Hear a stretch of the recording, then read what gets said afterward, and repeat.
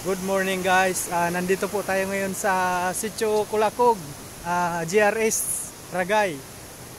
First time ko po makita tong lake na to.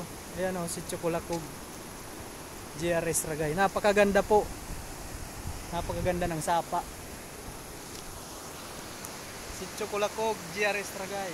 Nandito po tayo ngayon. Ayan po. Malalaki pang bato sa parang galing sa mayon volcano, yung mga bato. Malalaki po, mga buhay pong bato.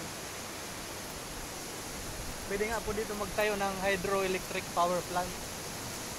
Ayan po, napapalibutan po siya ng lawa. Lawa, sapa. Napakalakas po ng tubig. Kaso ganito pong terrain yung pagdadaanan nyo bago kayo dito makarating sa Sitio Kulakog. Motor lang po yung nakakapasok. Motor yung advisable dito, habal-habal. Habal-habal lang po. Ayan po, ganyan po katarik. Nandito po kami ngayon sa Sitio Kulakog, GRS Ragay. Sa Damayan po, sa Damayan. May area po kasi yung Damayan, bali sinama lang po nila ako. Kailangan nating magpa. At malumot po yung daanan. Kayo po ay bibring ko, sisir ko po kayo pag hindi po kayo magpaa.